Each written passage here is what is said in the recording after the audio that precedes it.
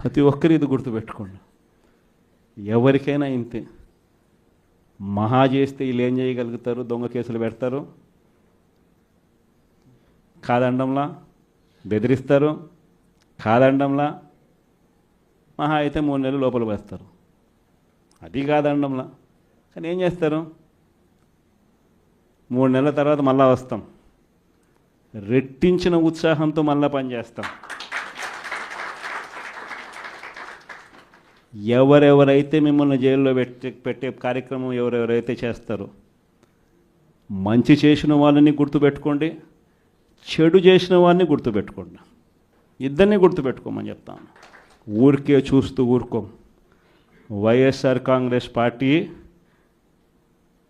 బ్రతుకుతుంది. YSR Congress party ఈ రాష్ట్రాన్ని ఏలుతుంది అని కూడా ఈ సందర్భంగా చెప్తాను. మరో 30 సంవత్సరాలు ఏళ్తామని కూడా ఈ సందర్భంగా కూడా మరి గట్టిగా కూడా చెప్తాను.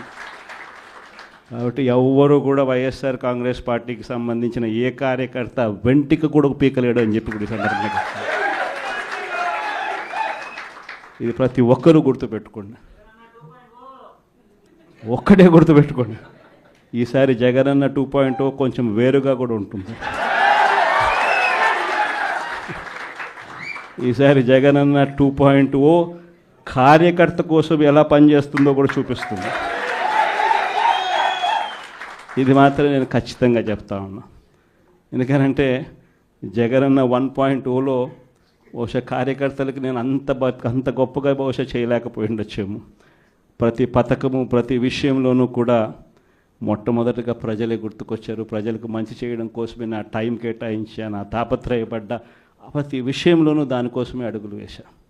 కానీ జగనన్న 2.0కి వచ్చేసరికి మాత్రం చంద్రబాబు నాయుడు కార్యకర్తలకు పెడతా ఉన్న ఇబ్బందులు చూసా, కార్యకర్తలు పడతా ఉన్న అవస్థలు చూసా, కార్యకర్తలు పడతా ఉన్న బాధను గమనించా.